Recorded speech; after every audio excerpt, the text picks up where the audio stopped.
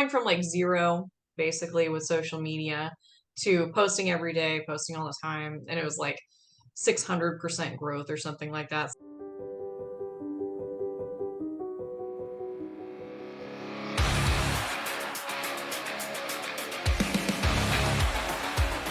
Sharp strategies, sweet success.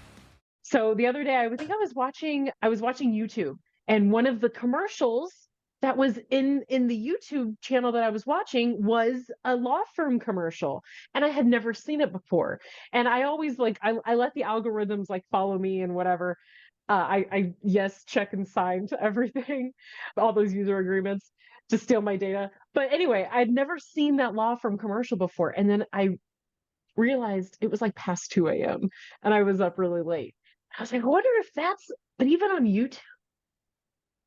Well, so late night activity, I guess. I mean, there are a couple things that could go on there that how you might end up being targeted with an ad on YouTube. Now, first, understand like YouTube ads are Google ads. Like, so it's all the same platform. They're run by the same service.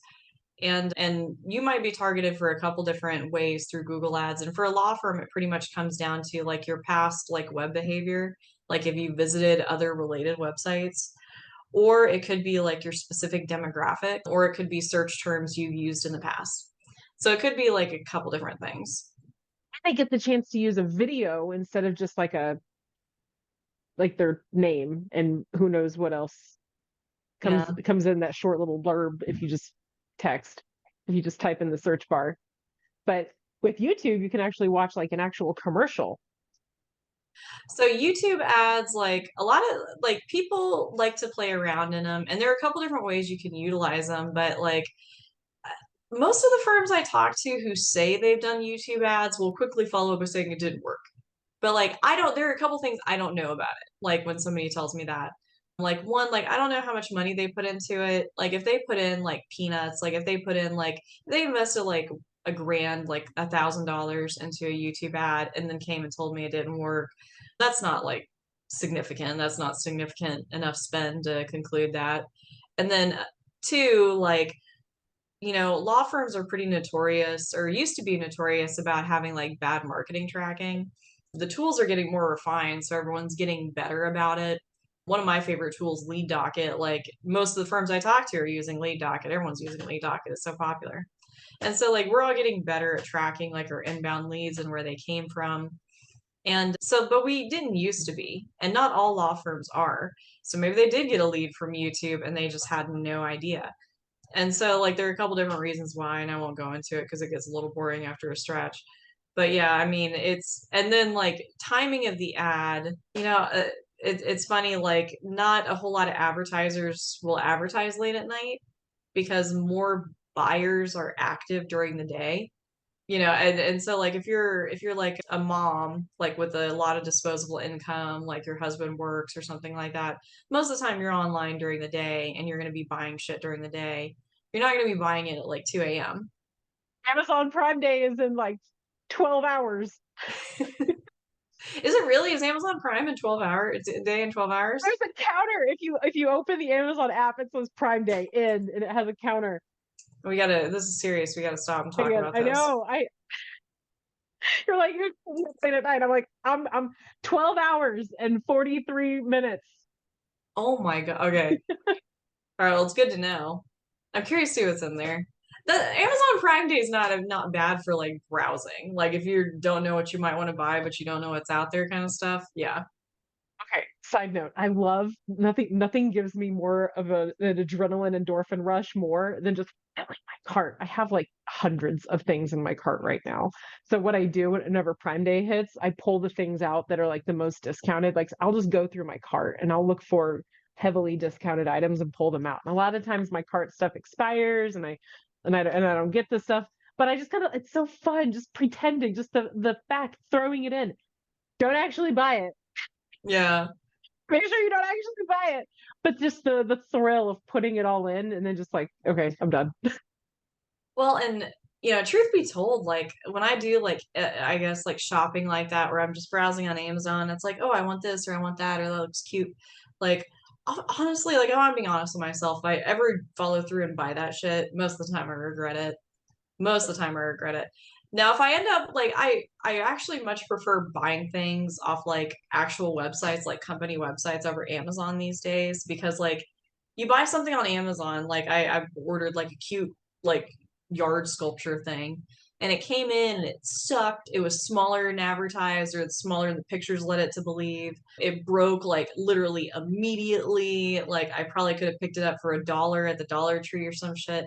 Like I just ended up Dude, getting I like, love the Dollar Tree. I love me oh some yeah. Dollar Tree ads. So I mean, when you're there physically interacting with the product, you have so much more context and like you know if it's going to be worth $5 or not. But they're not selling it for $5 on Amazon. It's $13 on Amazon. It's $20 on Amazon. And also like I don't know too much about this, like the secrets of the algorithm, but Amazon adjusts their prices based on how much they estimate the buyer's income is. So if you purchase a lot on Amazon, or they for whatever reason have pegged you for having a higher income, they will actually like slightly increase the prices of your goods. And like, so I've actually seen this experiment in like YouTube videos where like they'll have two different people who've interacted with Amazon a lot, like pull up the same product on their devices. And inevitably, like the person who makes less has a cheaper price. And that's always been like kind of cool to hey, me. I will say this too. I will say this too. For all of the Amazon browsing that I do, I don't do a whole lot of Amazon buying, but I do a lot of window shopping. I have found that you can find the same product at a lower cost if you keep searching down the suggested items. Hmm. So I'm that kind of buyer that I will go and I will look for the cheaper items and I'll put that in my cart instead. Sometimes it's not on Amazon Prime, sometimes it has a longer ship, sometimes it's from a direct seller, but they prioritize the more expensive items first, probably because they know how much money I make. Yeah. They're like, you cheapskate, you always go to the back. Same thing with stores. Like you walk into a store and it's like all the sales stuff's in the back. Anyway. Hmm. Yeah. And there's so much like all of the different algorithms that are out there are always so interesting to me because there's the Amazon algorithm, there's the Google algorithm, TikTok algorithm, Facebook algorithm, so all the social algorithms. And There's like, so many options. How do you choose which one's the best for your law firm? yeah. So like most law firms aren't going to be on Amazon, although like every now and then I talk to a law firm that often like one strategy that these lawyers use, and just as a segue, is they publish books, right? And so they'll publish a book, maybe about themselves or maybe about like their practice of law, and then they'll self-publish it or publish it with a company where it's basically like pay to publish my book. Like here's 5 grand to publish my book, and they'll publish it and they'll make it available on Amazon. Just FYI, like it's kind of cool to have a book on Amazon, but it's not. I've never seen it be a big money maker. And if you're just writing like a standard like practice area book, yeah, maybe not. But I have seen like I have run campaigns where we're selling books on Amazon and it's kind of fun. It's something I wish I had the chance to do more, honestly. Oh, anyway. So we're talking about social media algorithms today. We're talking, well, more than that, we're talking about social media in general for law firms. And something that I've done with my clients in the last like 6 months or so is implemented a post on social media everyday policy. And so like something that I do for my clients is just make sure that they post on social media every day. And that's like the stage one goal. That's the step one goal. Eventually like we're going to create more and more content and have enough to where we're going to be posting like twice a day. Or maybe we're going to be creating a lot of content and just posting different things based on the platform. And I was actually looking at, and this is like no bullshit. I'm not just saying this to set up whatever I'm talking about on the podcast. Like literally before the podcast, I was having a meeting with one of the marketers for my law firm, and he was showing me the presentation that he made because what he did, this particular marketer, he came into my client's law firm at the beginning of the year, and their job was basically post on social media every day. I told the attorney like they needed some extra help in the law firm because they wanted to grow and make all this content for TikTok and Instagram. And, it's just a lot to do. You need a full-time employee to do this. And so what they did is they hired an offshore worker. So it's a marketer who's out of actually like Mexico. And they work for us through this company that like facilitates their work and connects them with US companies so they can do these marketing projects. And that it worked out really great. Like that's his full-time deal is he posts on social media every day. He makes their content.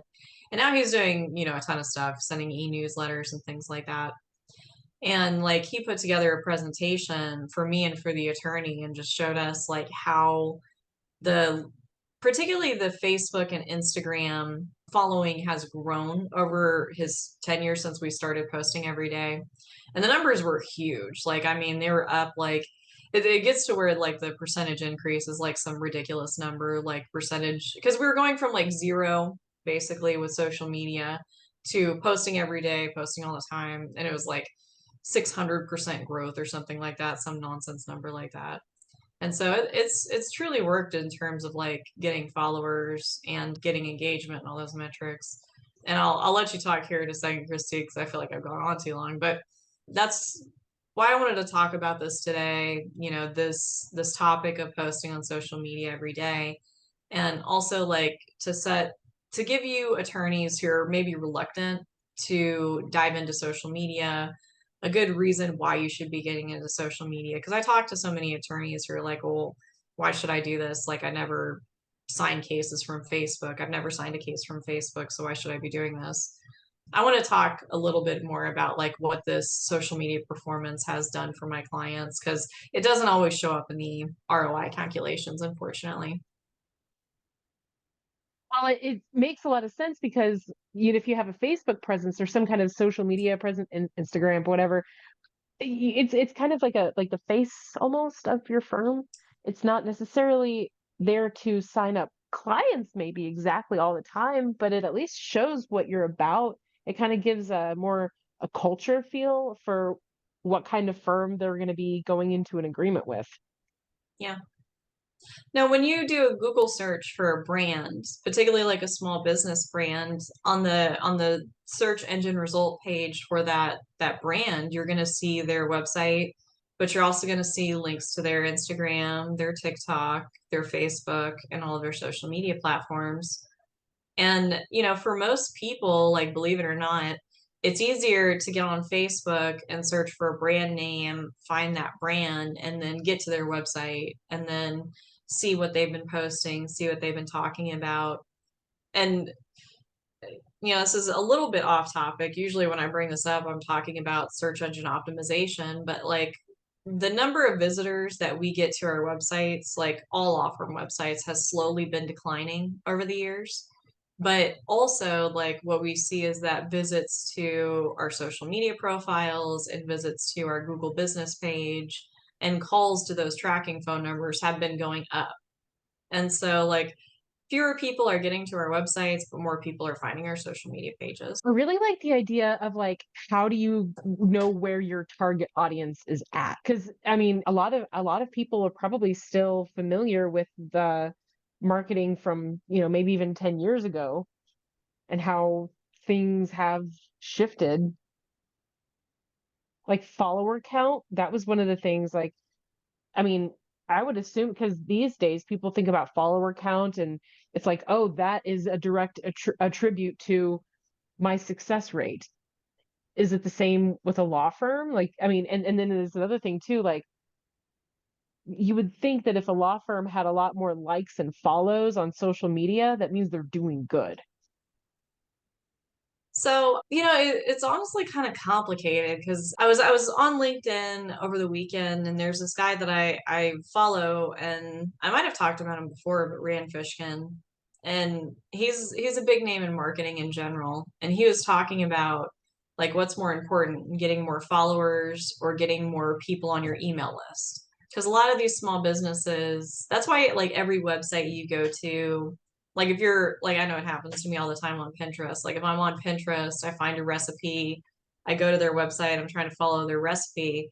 If I didn't like open the website in like print mode or whatever, I'm usually seeing a pop-up to join their email list or several pop-ups to do it. You know, small businesses like really get a lot of benefit from building out their email marketing list, right? And so we get all of these followers onto the email list. We can start emailing them. We just have more ways to like reach them and connect with them.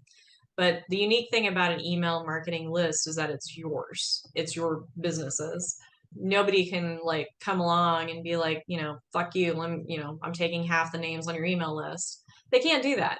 But Facebook can do that. You know, if you build up like a huge following on Facebook, you know, and then you say the wrong thing. You know, I'm going to keep that kind of neutral because the wrong thing could be a lot of things, frankly. Yeah. But you go on Facebook, you say the wrong thing, and then next thing you know, like you're shadow banned, half your followers are gone with the blink of an eye. It's not like a bunch of people unfollowed you. It seemed to be algorithmic. You know, that can happen. So like it's the eternal question of like, do you want more followers on these platforms that you have less control over, or do you want names on your email list? And Rand Fishkin said, you know, you wanted names on your email list. So like I mentioned a little bit ago, just a few sentences ago. So social media doesn't sometimes show up in like ROI numbers because like I mean, how often like are you using Facebook primarily, Instagram? Like what's your social media habits like these days, Christine? Okay, so let me tell you about my Instagram. So I want my Instagram to be more artistic.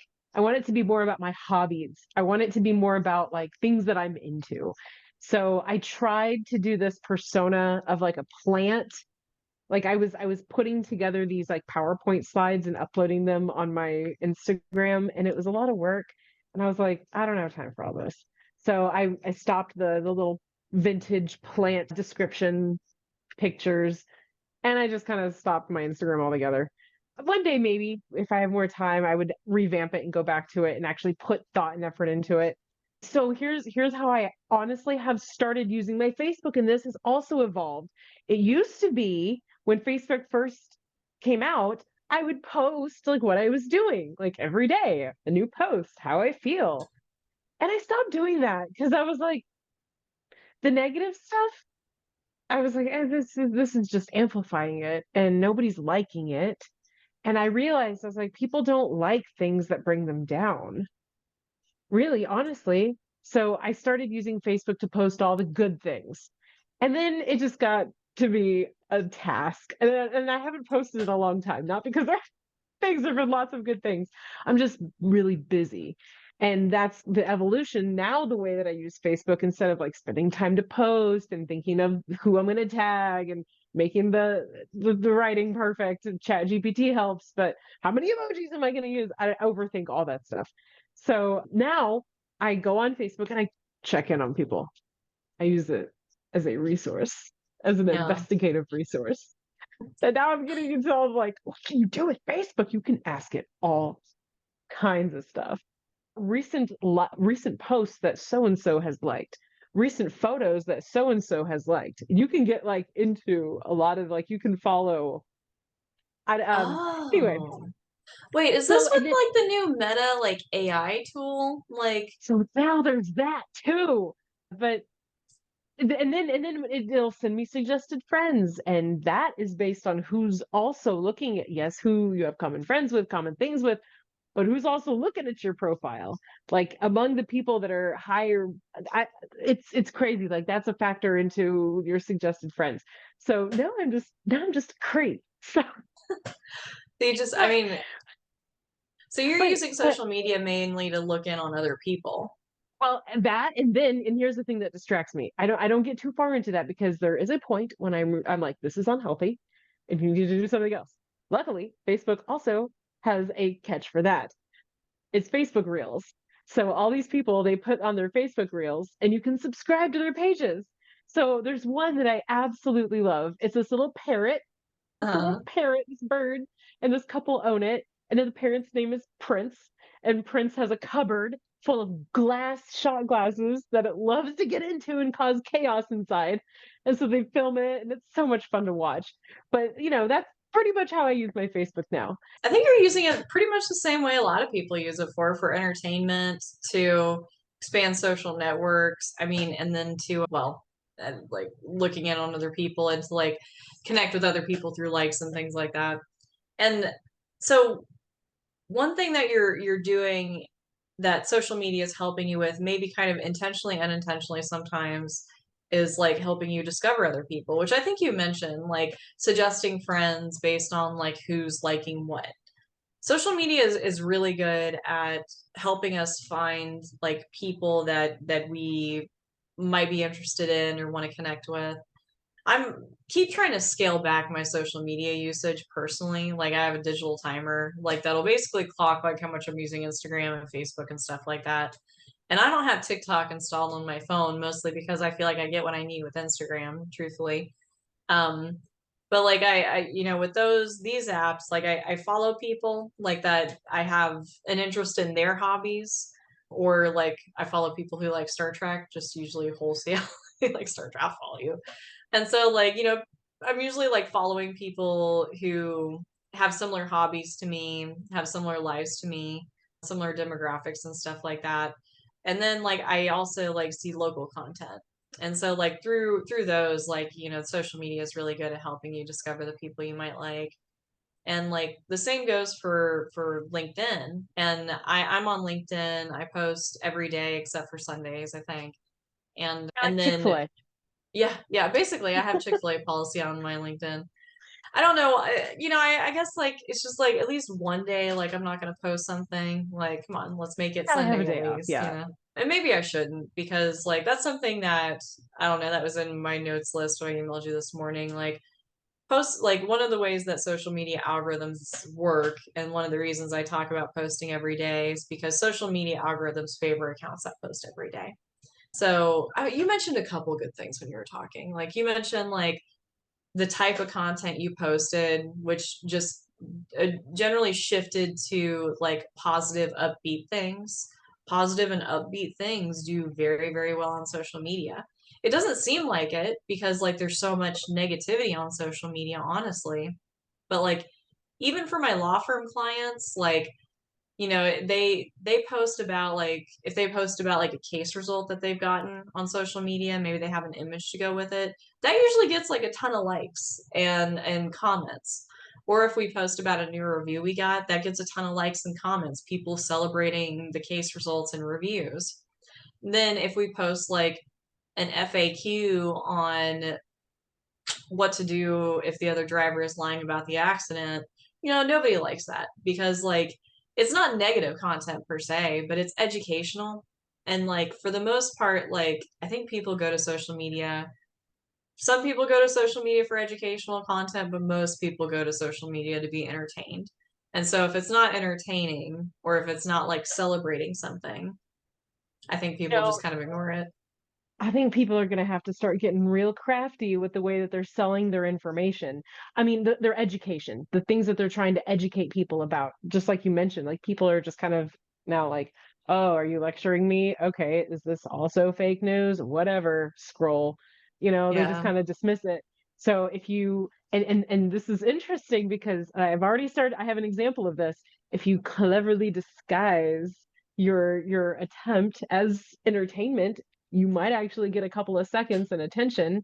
And that has happened to me because as I'm scrolling through my Facebook reels, I'll think that something is another thing that some other user has posted, and it turns out to be an advertisement. I'm like halfway through it, I'm like, oh, it's an ad. But sometimes I'll actually watch it because the ads are pretty clever. So it's entertaining. And there's even one that I am so shamelessly embarrassed that they had a like a tagline that was kind of like musical in the way that they said it.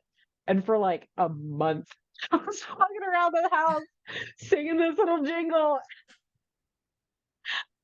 It drove Nathan insane. But that's just the power of, it was something I thought was entertainment, and I stood and I watched it, and then every single time that it came up, of course I don't buy any other product, I don't need it, but I watch it.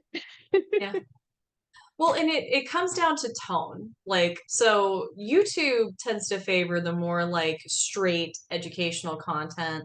Because if you think about a lot of YouTube videos that you may have watched, or at least the ones that I've watched recently, like I've watched videos, I'm trying to think of one that's like they're either entertaining, they're either like podcasters that I follow or people that I follow who I just think are funny, or it's going to be like something educational, like a 20-minute lecture on how to write a better novel. I don't know. I'm kind of making up a topic and I feel like it's bad. Oh, I've recently started getting into YouTube. Earlier, you asked me how I use my social media. I guess YouTube would technically be a social media platform. I have an account that I'm subscribed, and I guess that there's an algorithm that is in some form like picking up my interests based on that. So yeah, I've got YouTube subscriptions, but you're right. I've got all of mine are either like Your Mom's House with Joe Rogan and Two Bears One Cave, and or things like the Papa Meat channel, who Yeah. actually was a writer on SpongeBob. I forgot his name, but he's a guy who actually lives in Kansas City, and he wrote the cartoons. Remember whenever we were in what was You're it, talking about Meat Lejeune? Canyon, aren't you? Meat Canyon, yes, Yeah. Papa Meat, yes. I Yeah. have He also has Creepcast with Isaiah or Jonah. It's like there's two guys anyway, and they go over all the creepy pastas from like the early days of the internet, and some of them are more recent, yes, but they're like following up like 15 years later. Where is the conclusion now, or do have we confirmed? Is there any validity to any of this, and who did this come from? And but anyway, I'm getting off track. Yeah, YouTube, I do the same thing there. And I have law and crime and police interrogation videos. And then there's a history channel one. So a lot of like documentary, like informative. But I also have like crochet tutorials and macrame tutorials and like little hobbies and things that I look up for, like how do I develop the skill. Yeah. YouTube is really good for like if you have a lot to say and you want to explain something and you have visuals, like then YouTube's going to be the place for it. It's going to be harder to get that kind of content to stick on TikTok, Instagram, Facebook, maybe LinkedIn, kind of depending on the nature of the video. It's so like honestly, like from my POV, like these platforms all kind of work the same in terms of how like basics. Like YouTube definitely works differently than let's say, right? Because one's video and one's primarily not video. But they all have like common characteristics. They all like it when you post every day. All social media platforms like will how do I put this? They like early engagement and Facebook works this way. Like I that's one thing that I started to notice about Facebook really before I started getting into like marketing proper. But like if somebody posts something, like if I were to post something and nobody likes it in the first like couple hours, nobody's ever going to like that post. But like if I post something, like people start liking it immediately and then like it lives for a long time. Like if I have a post that people are liking a lot, they'll continue to like it for weeks and days or whatever. And that's because like all these platforms thrive on early engagement. That's why it's like so important to get like likes and shares as soon as you can by posting at the right times. And so like they all like engagement, they all like likes and comments and things like that. So like anytime that you can get like early engagement and then maintain that for a while and then just general activity on your account, your posts are going to perform better than if they don't get likes immediately. And you can actually sabotage your content, I think, by posting at the wrong times when nobody's online to like it or enjoy it or engage with it. Facebook sees it's been posted for a few hours and nobody's engaged with it, then it's probably not very good, right? Um, but you know, they all got to work the same, but they all like different types of content. Like Facebook, you know, even well, Facebook's always seems to me always been about the images, even though there was a time when I remember like Facebook prompted you to like when you logged into like post, it was like, what are you thinking? Or something was like the Yeah. default prompt. Do you remember that? Yeah. Yes, I remember when they had those default prompts because I changed my post based on what I knew the default was going to be. Yeah. And so like it used to be text based, but really it's thrive on images and things like that. But and then Instagram thrives on images and then they have their reels, which work a lot like TikTok does. But even though you have Instagram reels and then you have like TikTok, what's interesting is like I have many social media accounts that I watch, including my own. And like if you look at like Sharp Cookie and our social media accounts, we post identical things on Instagram and TikTok. Literally the same thing. We just make one post in Hootsuite, schedule it for Instagram and TikTok, same text, same video, same hashtags, post. And like we just do better on TikTok. Like we're not doing great, but you know, like we'll a post that we post will get like 20 likes on the first day, and then like the same post on Instagram gets like a big fat zero. I mean, it gets one like because I'm going on there and like it. But yeah, so it's kind of funny. Like even though these platforms work roughly the same, like I think the audience is slightly different, and the type of content that they like is different. You know, one thing that I do sometimes that I like doing with the place that I work, we have a Facebook group.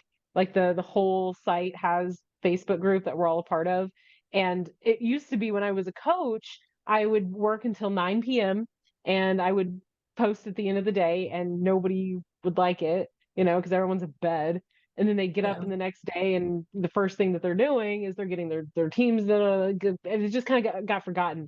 Because if you post it and it like sends you that alert, if it's that late at night, they're like, Facebook alert, get out of here. And people just forget about it. But if it's during the day when people are like up and they've already kind of like got their day going, like post around 11 or maybe noon, you're going to get a lot more engagement and people are going to like it because they're like, oh, Facebook, you know, they're more willing to look at it. Yeah.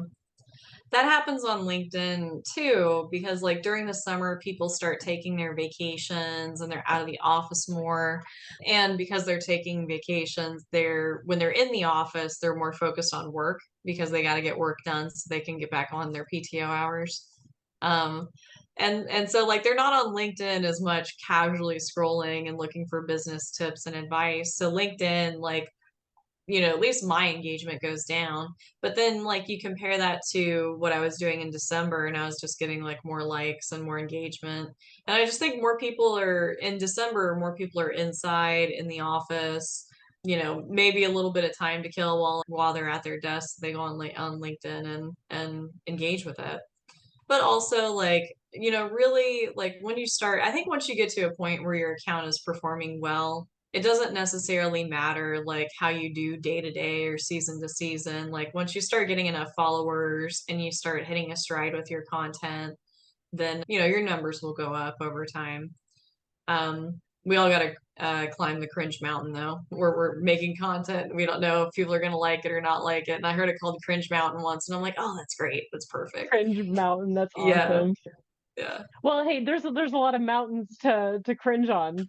There's a lot of mountains to cringe out there. Is there you mentioned a few different ones that you use. That kind of raises a few questions with me. As somebody who has used different platforms before, you kind of get an idea what's out there. In terms of usability, like user friendliness for the person posting, and also in terms of audience. Which ones do you think kind of take the cake? I mean, if we're just saying like if you're gonna ask me like, okay, like what's the best platform for a law firm? Like let's narrow it down for a law firm. Because like I mean, overall, like my favorite like tool to work with if I'm dealing with social media right now is Hootsuite, just because it has enough features and I can work with almost all the platforms through Hootsuite. I don't actually have to log into TikTok or Instagram. Like if you're asking me like what tool am I using right now that's just helping me manage social media, that's the best. It's Hootsuite. Oh, this is the first time I've ever heard of that. Let me just make sure I'm clear on this. So, is this a platform, like a program that you kind of link your accounts to different social media profiles to, and then you make one post to Hootsuite, and then it replicates it out to all the ones that you want it to? Yeah, I mean, Hootsuite is one tool in a Nice. suite of tools that do just or like one tool of many that do basically that. And so uh, they've been around for a while, and it used to be just like bare bones. Like I remember Hootsuite back in 2015 when you basically all it did was post to Facebook on your behalf or post to Instagram on your behalf so you could avoid logging into the profiles. But like with AI and like all of also just incoming funds, like incoming money, Hootsuite, like it has a lot of different cool things it can do. So not only can you like schedule out posts and like basically schedule like social media stuff for a week or weeks at a time, you can like review streams of your social media channels to keep an eye on them to see what's posting. So you just have like one dashboard where you can see like what's been posted today. Does it also So give you stats and metrics? stats and metrics, stuff that you probably Wow. wouldn't. Yeah. It, I I mean, love it's stats and metrics. Hootsuite is great for stuff like that. It also like suggests times for you to post and all this cool stuff. I think we're using Hootsuite for almost all of my clients, except for the ones who maybe the budget is more modest. And if it's that kind of law firm where it's like, I want to post every day, but I don't have like 1,500 to spend on Hootsuite for a yearly subscription, which is I think is what it is. I don't remember. Then I usually refer people to Meet Edgar, which is a different tool that kind of does the same thing, but what it does different is you just basically load up its library with social media posts like content, and then it'll just decide when to post on social media for you and what to post. And so it'll just look at your library and say like what's here that's new that hasn't been posted in a while that goes out first. And then if it runs out of content like new stuff like it hasn't posted yet, it'll go back through and reuse older content in your library, which is, really handy. One, like if you want to post every day but you don't want to make something new every day. And then also like at a certain point like people kind of have memories of goldfishes. Like they don't remember, even if they follow you, they don't really remember exactly what you posted a year ago. So you can start recycling content, like old content. If it did well, like why not? Or like look at something that's performed well in the past and like slightly tweak it so it is different, but not exactly the core topic is the same. Oh, Um, I always thought that like because ideas evolve, you know. Facts are facts, but thing like environment can change. So circumstance can change. So I always think it's interesting if you recap a previous video and kind of like splice it up and sort of in between like in between scenes be like, hey, to add to that, or like, now in today's climate, that's a little bit different. You would kind of consider, or however, what might be different from a year ago. if you're a law firm that's been doing video for a while, and I know a few law firms that have been doing video for a while, like have videos from like 2010 that they recorded. I mean, that's something you can do. You can like take, I mean, even though it's obviously old, even though it's obviously like dated, like you can go back and do something like that where you're picking apart your old videos. And like in personal injury marketing, there's very rarely there's new stuff to talk about. Usually, like this is a really old story, but like several years ago, like Tracy Morgan was in a car crash. I don't know if you remember Tracy Morgan. I don't remember the incident, but he was hurt in a car accident. And like ever since then, personal injury attorneys, like to write articles about here's interesting facts about the Tracy Morgan car crash because he was severely injured, insurance was involved. And so it was like this big newsworthy thing that happened in the personal injury space that people got to talk about. But those things kind of rarely happen. Like it's a passive way of making content. It's just like, let me just sit back and like wait for news related personal injury topics to just crop up. Like honestly, like if we're posting content like every day, like we'll use that stuff when it comes up, but like we have to like cycle through and make something. So we're always looking, maybe we're rehashing the Tracy Morgan car crash for the 15th time. Who knows, as long as it keeps getting clicks. I guess I get bitter Future about this stuff podcast because I've topic. heard about it. Huh? Future podcast topic. Yeah, future podcast topic.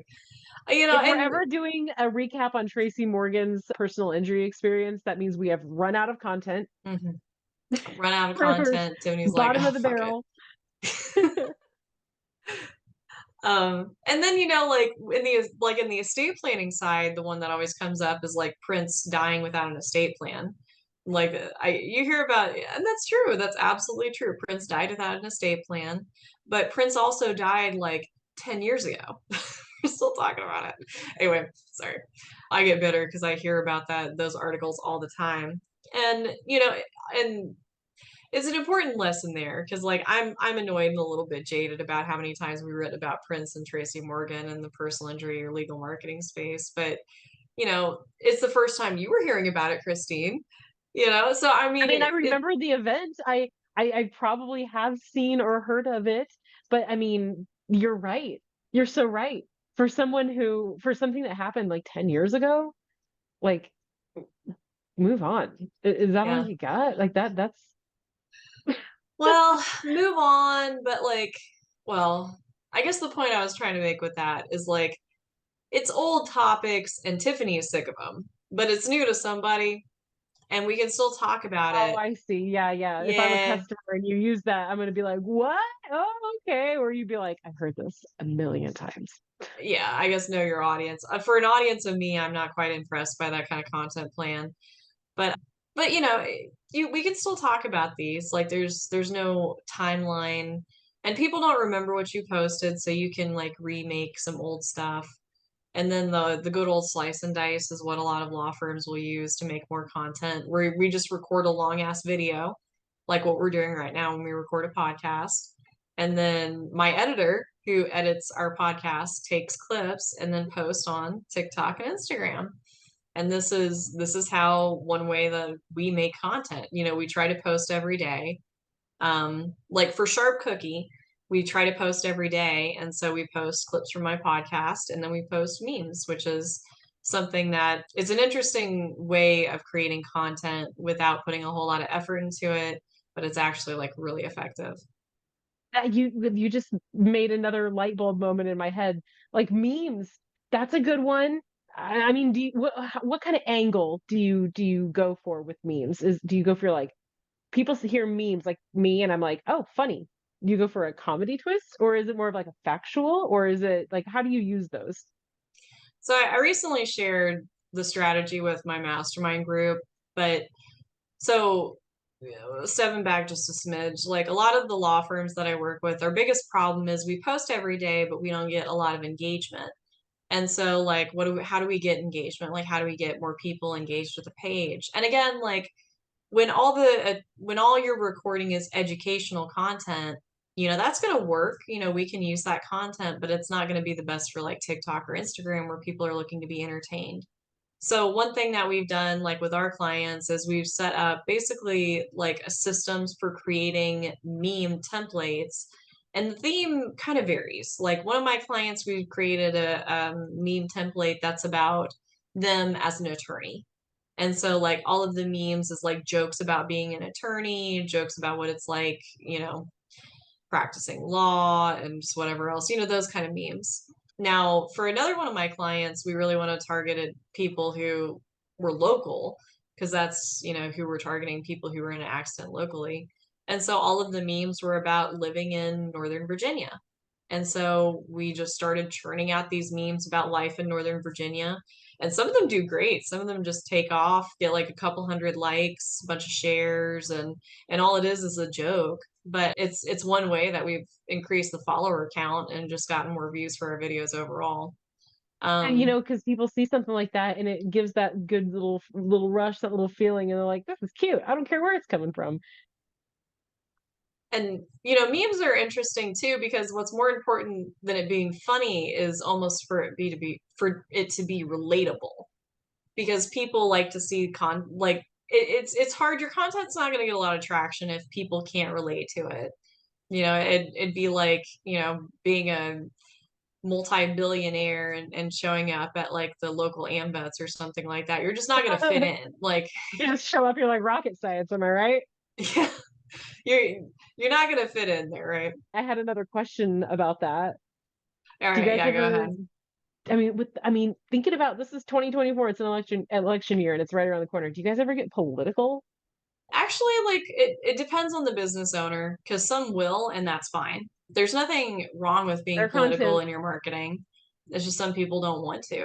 And it depends, like, so some of the business owners I talk to, like, they have a very, like, they decide what type of client they want to work for. You know, if they say to themselves, like, I want somebody who's like me, and maybe they're conservative, you know, and maybe directly or indirectly, maybe they meant to or they didn't mean to.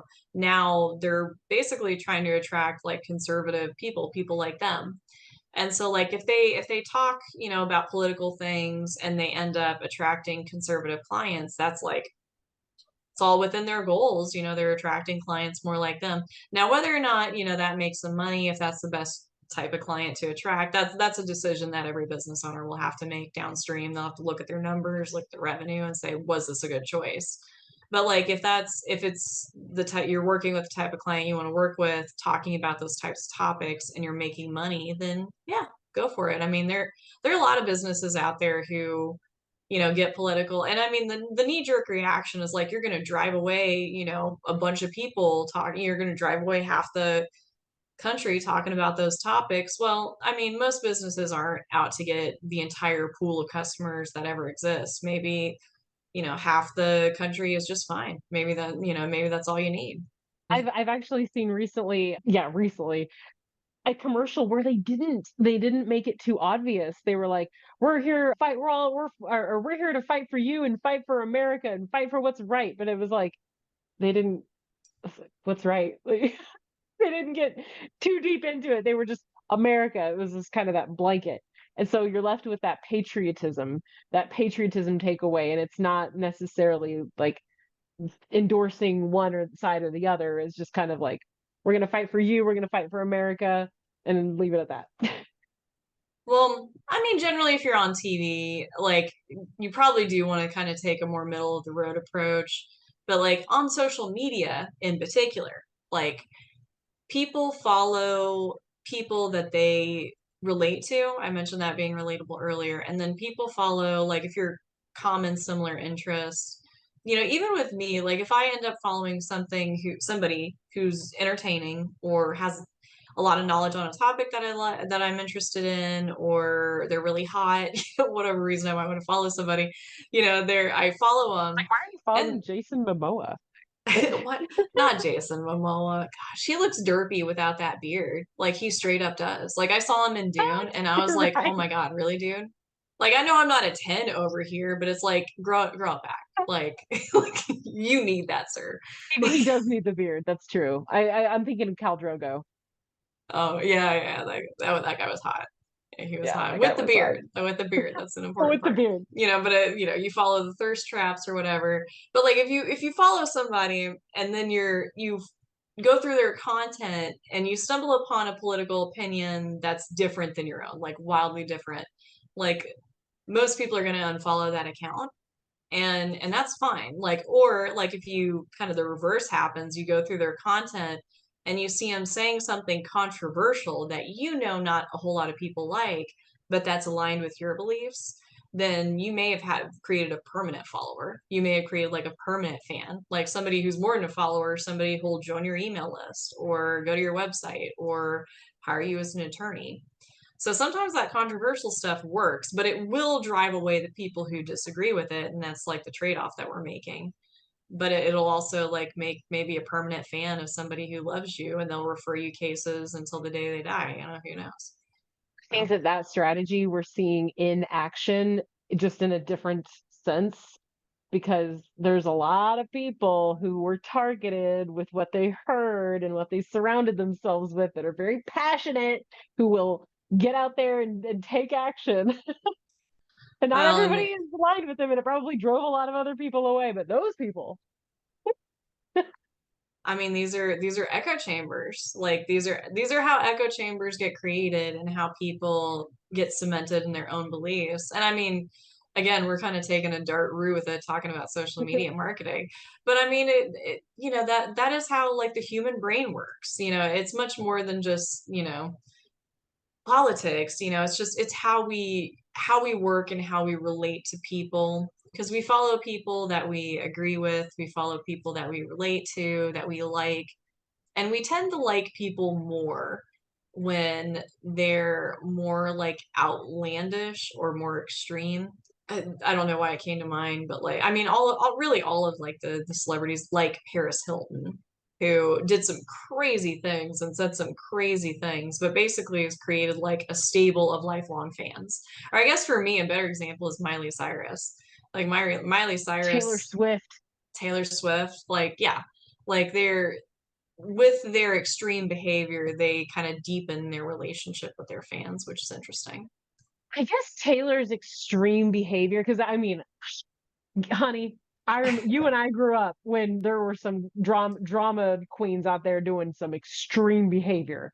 Like when Yeah. Britney Spears shaved her head, and like She's still whenever doing it. She's still doing that stuff. she's still doing that. And then her and Lindsay Lohan and Paris Hilton all teamed up and like had this frenemy circle with each other, and they were like trying to hurt each other's feelings publicly, and it got real catty there for Yeah. a while.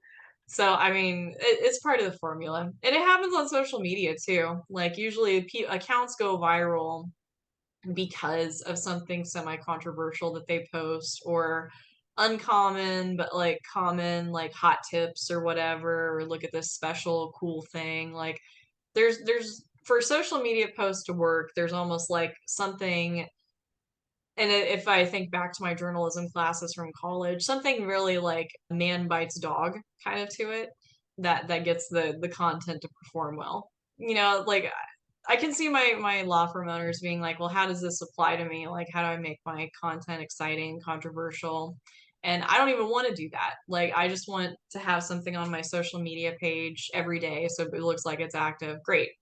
Just post something on social media. If you're not concerned about followers, if you're not concerned about engagement, then you don't really need to work to make your content special, to post at the right times, to be controversial, and be educational. Your content just needs to exist. And so you can make whatever and post every day. Canva has a ton of like really good templates that you can build off of. If you're interested, you learn more about my company, you reach out to me, I can share with you a content matrix that I developed for some of the clients that I've worked with and the marketers that I help. So, there's tons of ways to create content, but if you want it to be engaging, then you do need to think about like, what's the right content for the right platform? How do I make it interesting? How do I make it not boring? Basically, make your content anything but boring. Controversial, stupid, silly, crazy, anything but boring.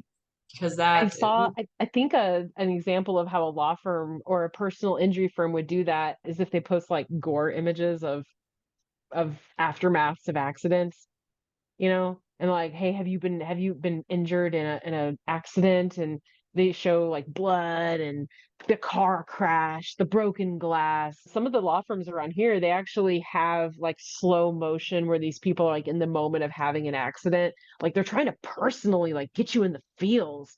Like anybody who's been in that moment, they are going to go back to that moment. yeah, they definitely are. So, I mean, I don't know. It's kind of interesting because we all use like the stop the scroll imagery, right? That's when you're talking about like using like dramatic images of accidents or scenes of accidents. A lot of times, like if we're talking strictly social media, it's used for stop the scroll to get people to stop, pay attention.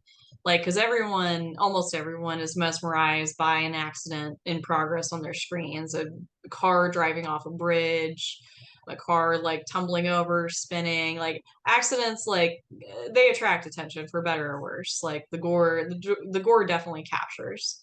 And that's how a lot of law firms use these imagery to get people to stop and linger and maybe to hear the important message that comes after the shocking footage that gets them to stop in their tracks. This is a slightly different topic. It's not specifically social media, but it's kind of a social media tangent. But like one popular way of generating leads right now on Facebook and Instagram is by creating these ads that follow like this very like formulaic process. It begins with the stop the scroll imagery, which is like a dramatic accident or somebody getting hurt.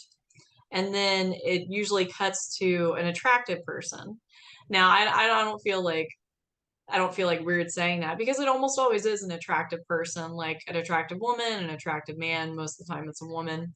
And they deliver kind of the same formulaic language, and they talk about money. A lot of times if they can, they show like a check with a big number, or they show wads of cash.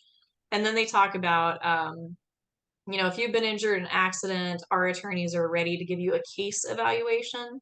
So it's a very like almost non-committal thing. It's not like it doesn't imply like call us and we'll sign you as a client. It basically says like call us and we'll tell you how much your case is worth.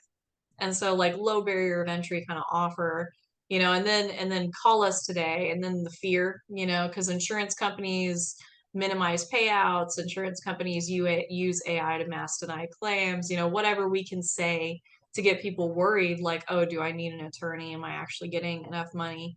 And these ads are really popular right now. Lead generation companies are selling them to law firms hand over foot.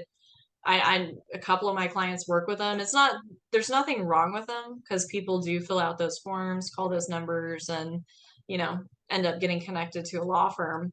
But also, like they do tend to be like on average kind of low value leads. Like most people, if they were like if they broke a leg in a car accident and it wasn't their fault and it's not just like some kind of money grab on their part, they have different ways of finding attorneys. They're not usually waiting for an ad to hit them so they can fill out a web form. They're usually like asking friends for referrals, doing their research. So it attracts a certain type of client, if I'm being honest, but they are ultimately people with cases and sometimes you sign them. So just kind of aside there, some information about some of the ads that we're using right now.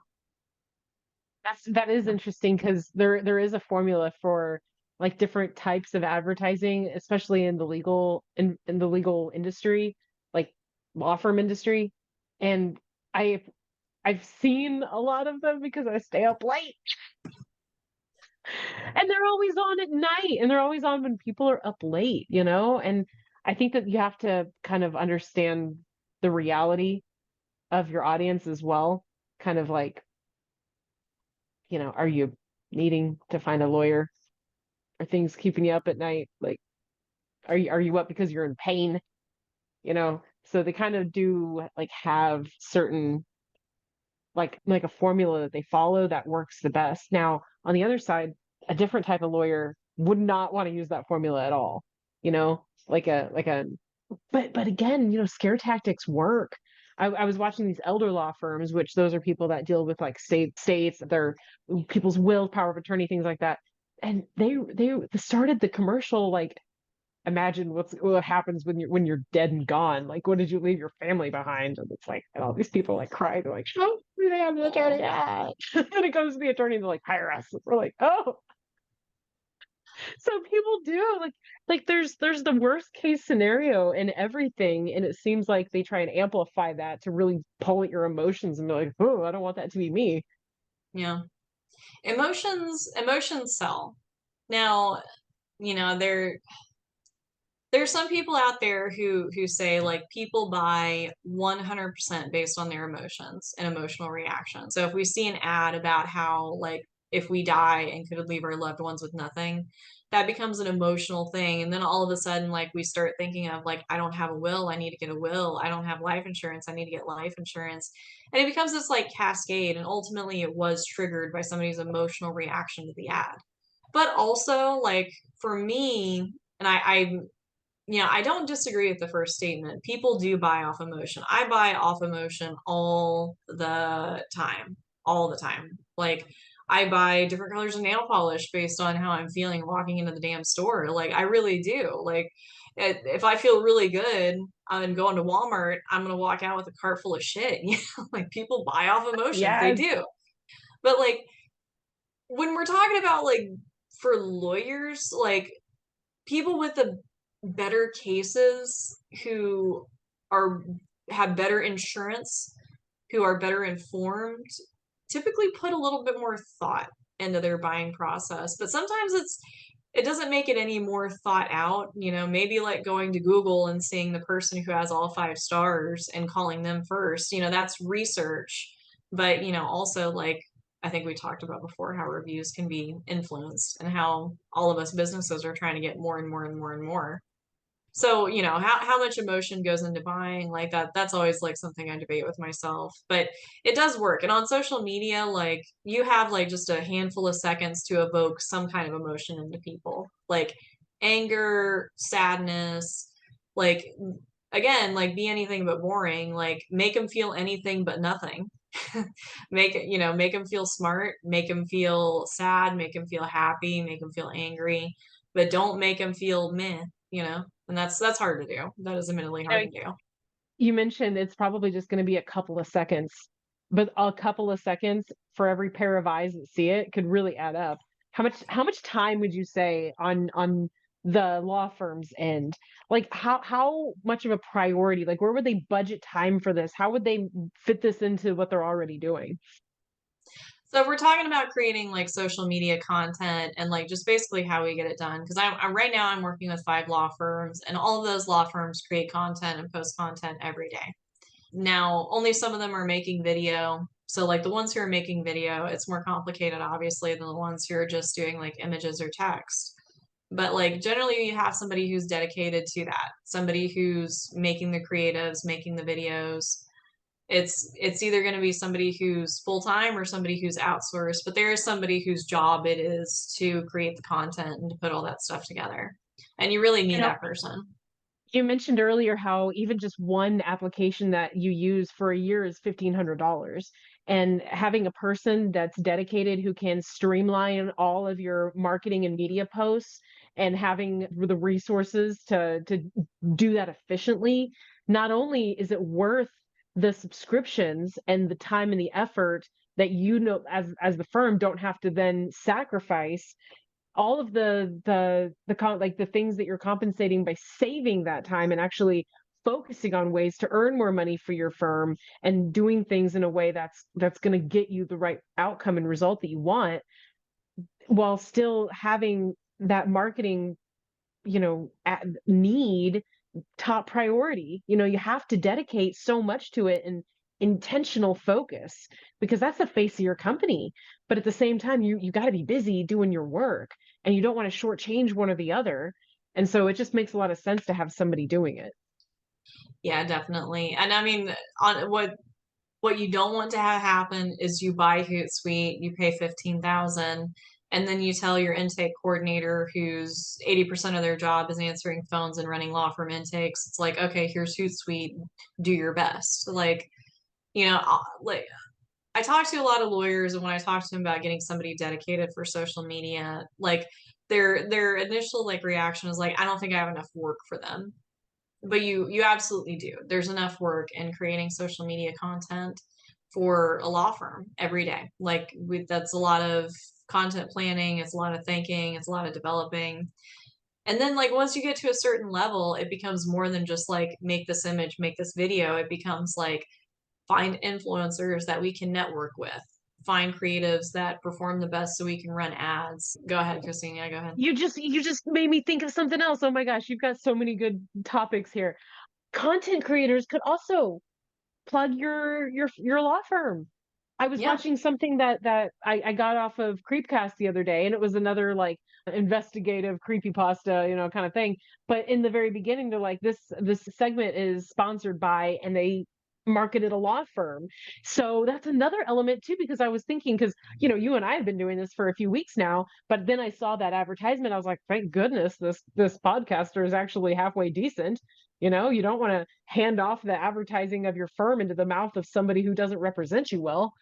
Yeah. I mean, there are a lot of ways like influencers and content creators can help you kind of establish your brand. And if you do like any level of community marketing, like if you a lot of these law firms that I work with, they have like scholarship programs where they'll basically give like scholarships to people who fill out an application for a scholarship. It's not nothing crazy. But we do it for a number of different reasons, like to give back to the community, to support a college maybe that they went to, get backlinks from colleges, which is usually kind of the main reason. But also like, to give us more content to write about for social media. And so like we write about how we're giving away a scholarship to a local student. If we have like a network built out on social media with local groups that post content. Local is really big on social media, even in Instagram. Like people follow local influencers for news, recommendations, whatever. So if you can, or content, memes, all that good stuff, entertainment. So if you have a community marketing program and you get other people on Instagram, on Facebook talking about your community marketing program, all of this just increases your digital footprint. The more times people see your name, and more likely the next time that they get injured, they're just like, oh, I remember the Parish Law Firm. I remember, I think they did a scholarship for somebody and they seemed like a good firm. I'm going to call them first. So yeah, just getting our name to show up any way we can to make those impressions on people. A few things that you've mentioned, I don't think they weren't on the agenda. What they made me think of, maybe we could do this in a future podcast, but I know a lot of law firms kind of they deal with the cleanup work after the fact that something happened. Do law firms get really involved with preventative measures? I mean, I know that almost kind of sounds counterintuitive to your business. Like your whole business model is thriving on doing cleanup work, being there when people need you. But do they ever like, I think you mentioned something about getting involved with the community. Do they ever like try and take preventative? Well, so in in the realm of the practice areas that I've worked for, like personal injury, estate planning, employment, family law, criminal. Like those are the practice areas I've worked for. Like looking at them, like not all of them have opportunities to prevent stuff. So like for personal injury though, just to give you a few examples, like one law firm I worked for had a how to buy car insurance in, their state book. And that could be kind of preventative, where you're helping people like get better car insurance. That way, when they're injured in an accident, they don't all of a sudden, end up with a lifelong disability and $5,000 worth of compensation. So you have preventative stuff like that. Now, in estate planning, like that's where you can actually get very preventative because you're advertising to people and saying like, get your will ready, like get your affairs in order, the classic saying. So when the time does come, like your family isn't just like left hanging. And then I'm trying to think like, well, criminal, I've never seen criminal attorneys advocate for less crime. Yeah. Maybe, like, that's their bread and butter. They don't Yeah, want what more they're there for. crime. They Yeah, just yeah. want the criminals to find them. Yeah. That makes sense. I just it cropped up in my head and I was like, that could be a way that you could spin your company too. Like, hey, we're not just out here trying to clean up the mess. We're trying to help the mess before it happens. And that's what we're thriving on is the education piece of it. And I guess a few attorneys really that's what they are is education. They're just an education resource. Like you're hiring Yeah. this subject matter expert that is going to represent you and speak on your behalf and kind of do the research for you because they're very familiar with that territory and what you'll need to have the outcome you want. Yeah. I mean, that's an interesting way to think about it because like I'm a consultant for law firm legal marketing. I mean, that's obvious. We've been talking about it for a while, so hopefully you get that at this point. But like for like the common person, like my mom has no idea what I do. My grandma has no idea what I do. That I tell them I'm a legal marketing consultant. They're like, huh? Like, what the fuck? Like, because they don't know. Like your average person doesn't understand what a consultant is or does. It just sounds like a sweet job that pays a lot of money, right? But but like a lawyer is a consultant of sorts that your common person is likely going to have contact with. And like, I think statistically, most people are going to know a family law attorney because the prevalence of divorce, like I think it's still 50% of marriages end in divorce. And Gosh. yeah, and there's question of like, okay, but 50% of marriages end in divorce, but like I think that's like 20% of the people who get divorced causing like 80% of the divorces because they get married 3 or 4 or 5 times or something like that. Yeah, that's the actual it's not like wholesale like 1 in 2 marriages is gonna fail. It's just like people who get divorced a lot Oh, you're sometimes. right. Because if I Yeah. have like say I have 10 divorce cases, 5 of them are from one of the same people. Yeah. Well, and some of the family law attorneys they have like repeat clients like that. Like so it's kind of funny to think about. Well, and then the criminal law attorneys definitely do. I love those criminal law attorneys. Have you They're so much ever fun.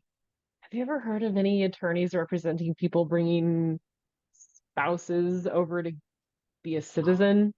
Actually, yeah. Yeah, Uh, I've had some experience with that. So I know of this from I'll just say through a friend of a friend. It may be a closer relationship than that. I just don't want to get in the details. So I know somebody fairly close with them who actually imported a bride from overseas like several years ago.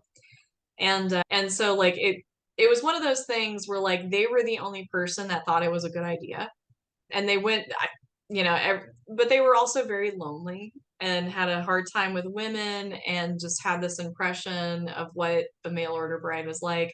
Went over to China and married them and came back over and brought them over and basically lived with the guy for like a few months and then said like, oh well, I found a job like a state away, so we're still going to be married, but I'm going to go work in this other state, and basically did that, and he kind of lost touch with her eventually.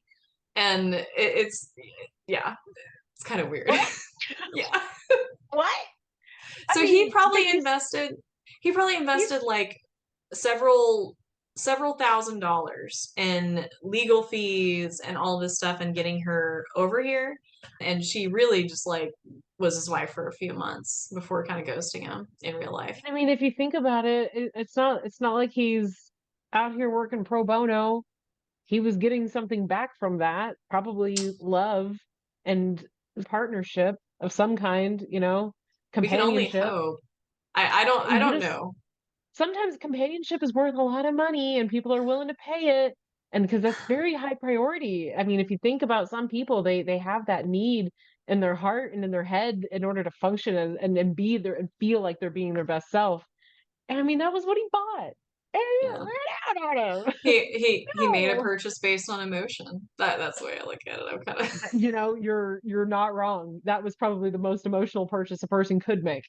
So we talked a lot. I mean, we keep going down like interesting rabbit holes as Christine and I start talking about social media and content and stuff like that. But I mean, it's all applicable and it's all kind of important because like again, like it depends on our goals. Like if we want to just post on social media every day so that when somebody visits our Instagram page, we don't look like just like we're in the stone ages that we don't know what social media is.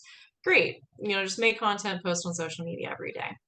If you want to get engagement, we do have to be more critical about what we're posting, how entertaining it is, how relatable it is, how much people want to engage with it.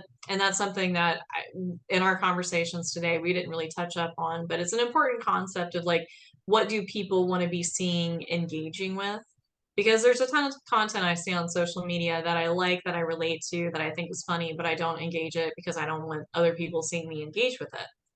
And so if you're talking about, getting your affairs in order for an estate plan, you may not necessarily like that because you don't want other people seeing you like that. And, people knowing that you're thinking about your estate plan. If you have your family who follows you on social media, maybe you don't want them knowing that you're reconsidering what your estate plan is. So you don't like that kind of thing. So it's important to That is consider so some, fair. yeah. I didn't even think about that either because like there's a couple of people, of friends that have sent me friend requests from pages that are representative of a larger group that I purposely have declined, not because I don't agree with it or I don't want to support them. I just don't want it advertised on my social media. Yeah. And so, like, the same for like crim law, family law. You have to be careful about what you post because, and then, well, not just that you have to be careful about it, but you have to be mindful that it may not get the engagement that you're looking for because people don't want to like it and be seen liking that type of content, even if it's good, even if it's good content. So, be mindful of that and all of those details, but it does benefit law firms. Like it benefits law firms in so many ways because we're, again, increasing the number of times that our brand is mentioned in a space where people who are most likely to be our clients are going to see it. If they're local, if they're above a certain income, if they have good insurance, if they're not crazy, whatever your demographic is, not crazy is usually a big one. Then if you're working that demographic and the primary factor is local because most law firms are targeting local, then social media is a great place for you to start name and showing up and creating interesting content. And then it's content that you can use everywhere else. Like if you're marketing period to get more cases, the content you're making on social media, we're going to use it everywhere. We're going to use it on your website. We're going to use it in your emails. We're going to use it in all of your marketing. So we're still creating assets that we're using for our marketing, so it's all cumulative. It adds up and it basically all builds on itself, and building a social media presence builds on itself, and it'll pay off. It'll pay off if you promise your marketer content, you need to make content. I don't know, like block off your calendar, do 2 hours Wednesday afternoon, Monday afternoon, Friday afternoon, whatever. Pick a date. And like the only thing you're doing during that time is making content for social media, recording for the camera. And if you block it off and you just are consistent, do that 2 or 3 weeks in a row. You can skip 1 week. Like sometimes you get busy and you can't do it every week. But like if you're doing it more weeks than you're not, you're going to have a huge library of content that you can use for social media and the law firm. So, It's you know, so block off important to time. intentionally prioritize that stuff. And because when we talk about time management, yes, things are going to get crazy and chaotic. Like they always do. I remember showing you my schedule a couple weeks back, like, here's what I got coming up. And there's always someone is gonna ad hoc something out of nowhere, out of the blue that you weren't planning for. So having that time that you block out, disconnect, prioritize it, and if something else comes up, don't let that time block be the first thing that you sacrifice to make room for something else. Yeah. Same with working out, really. Like recording social media for content and working out. You got to do it. You got to do it. And you Yes. can't let other things take away that time from you. Yeah. All right. Well, I'll see you later. Talk to you next week. Talk to you next week. Bye.